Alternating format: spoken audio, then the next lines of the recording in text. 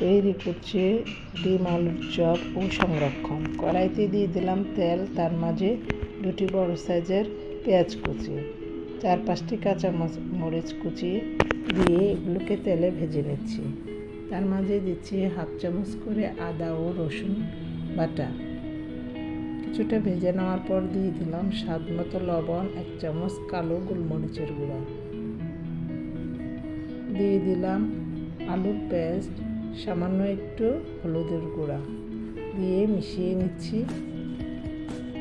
নামানোর কিছুক্ষণ আগে ধনেপাতা এবং পুদিনা পাতা কুচি দিয়ে ভেজে নিলাম এবং আলাদা একটা বাটিতে 2 চামচ বেসন, আদা ও রসুনের পেস্ট 1/2 চামচ করে, স্বাদ মতো লবণ, ভাজা জিরার গুঁড়া, গরম মশলা, মরিচের গুঁড়া দিয়ে পেস্ট তৈরি করছি। তার মাঝে দিয়ে দিলাম 1/2 চামচ কালো গোলমরিচের গুঁড়া।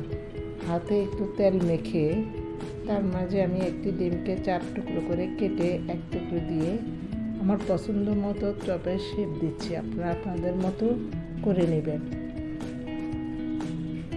তৈরি করা মিশ্রণটির মাঝে ভালো করে চপটিকে ডিপ করে নিয়ে এখন বিস্কিটের গুঁড়ো দিয়ে আমি ভালো করে কোট করে নিচ্ছি। এভাবে আমি আমার বাকিগুলোকে করে নেব।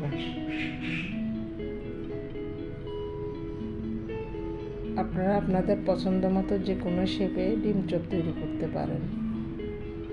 এভাবে সংরক্ষণ করা যাবে চপগুলো 15 থেকে 30 দিন। ভাজার 1 ঘন্টা আগে ফ্রিজ থেকে নামিয়ে রাখবেন। মিডিয়াম আছে এগুলোকে ভেজে পরিবেশন করুন মচমচে এবং পছন্দ মতো।